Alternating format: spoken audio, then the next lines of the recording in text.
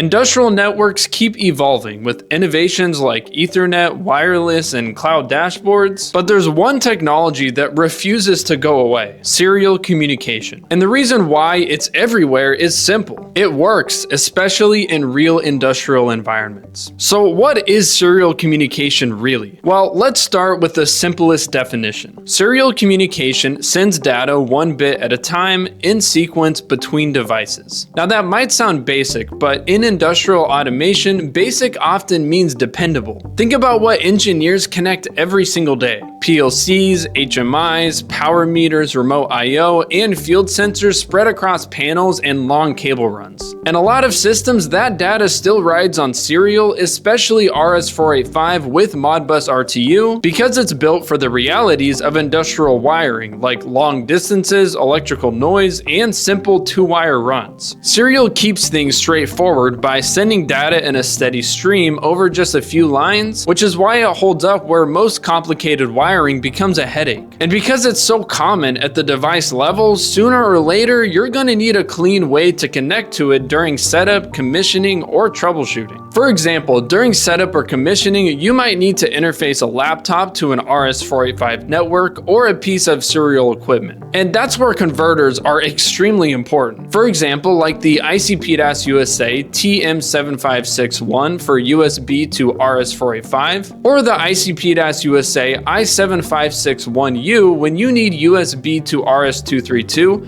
RS-422, and RS-485 in one adapter. So when people say serial, what are they actually talking about? Most of the time, they're talking about the electrical standard underneath it. Basically, how the signal travels on the wire and what kind of network it supports. And in industrial automation, that usually comes down to three names you'll see over and over: RS-232, RS-422, and RS-485. Now, we already have a 2-minute explainer going over RS-232 and RS-485, so I'm just gonna touch on them a little bit here. If you'd like to watch either of those videos, the link will be in the description below. So RS-232 is typically short distance and one device talking to one device. RS-422 is designed for longer runs with better noise performance. And RS-485 is the industrial workhorse because it handles long distances, fights electrical noise, and lets multiple devices share the same network. Now, you'll also hear settings like baud rate, parity, and stop bits, and these are just the rules both devices must match so the data travels correctly. And protocols like Modbus RTU define how the data is packaged so devices can understand it. So even with Ethernet everywhere, serial still matters because it's proven, practical, and built into countless systems running today. At ICP-DAS USA, it's a core building block behind reliable monitoring and automation networks. Now, if you have any questions regarding any of the topics covered in this video, you can reach out to our team at sales@icp-usa.com, or if you'd like to see more about the products mentioned, those will be linked in the description below as well. Thank you so much for watching this video, and if you enjoyed, please leave a like or subscribe as it really helps out the channel.